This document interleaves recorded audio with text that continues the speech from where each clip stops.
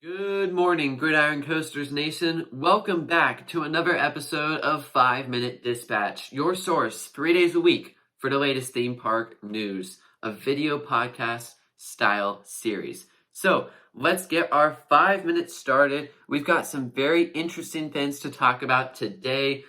And the first topic is of importance for a lot of parks and a lot of people. The Six Flags Cedar Fair merger is facing some delays.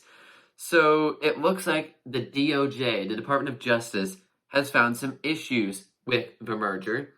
And Cedar Fair and Six Flags seems like they hope to resolve those issues by May 2nd, so the beginning of May. So when you have a merger between two companies, I've been paying attention to the XFL USFL merger. If you've been watching NFL games on Fox over the last couple of weeks, you've probably seen commercials for the United Football League, which is the merger between those two, kind of like developmental football leagues for the NFL.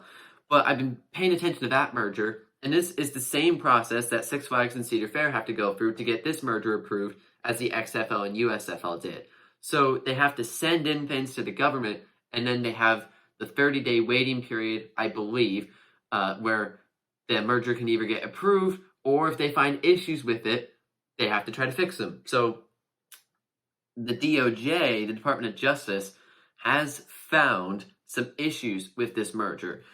And, that's tough. That's tough for Six Flags and Cedar Fair. They're going to have to work this out. And I don't know what exactly the issue is, but, May is a kind of far off. So clearly they think it's going to take some time. And now I'm starting to wonder, they originally said that they hoped the merger would be complete in the first half of 2024, but now I'm not convinced, because if there was any sort of issue with it, it's going to set it back. And we've seen now DOJ has some problems with it. They're going to need to work it out, and it's going to take even more time. So it looks like the merger is kind of at a standstill right now. Let's move on, though, to Disney setting out a $2 billion, that's right, billions, $2 billion expansion plan for the Southern California Disneyland Resort. $2 billion is just ridiculous. That's just an unreal amount of money when you think about it. So Disneyland, the Disney company, I should say, has the $2 billion expansion plan. And here are the things that we could see. We could see a new 17,000 space. Think about that for a minute. 17,000 space parking structure, which is bigger than the Mickey and Friends and Pixar Palace structures combined.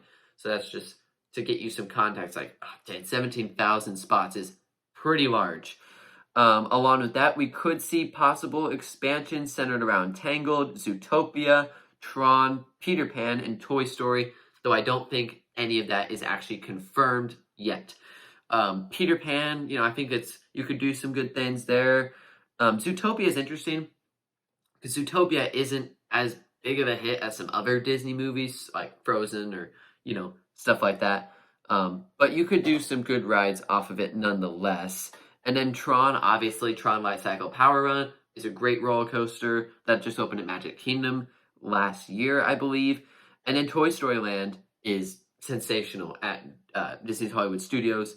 That is very well done, very creative. And Tangled.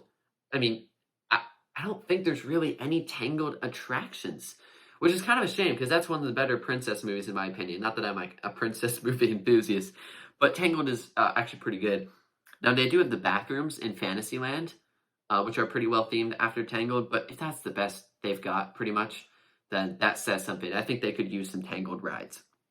Speaking of rides, Whispering Pines Haunted Hotel at Funtown Splashtown USA finished in the top 10, according to USA, for the top 10 Best Reader Choice Travel Awards. So this dark ride is built by Sally Dark Rides.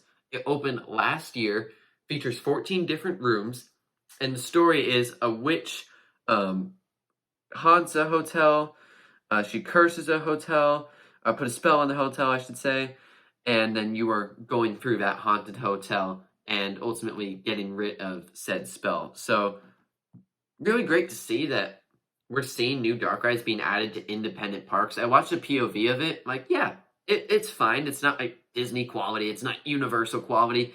But for a small independent park in Maine, I absolutely love it. I absolutely love that they're adding a dark ride, that they added a dark ride, and that it's being well received. That's absolutely amazing. But that, as our timer sounds, is your 5 minutes here on 5 Minute Dispatch for the latest theme park news. We will have another one of these episodes coming out on Monday, and maybe even some shorts or another video in between then. So stay tuned for more, and we'll see you in the next one.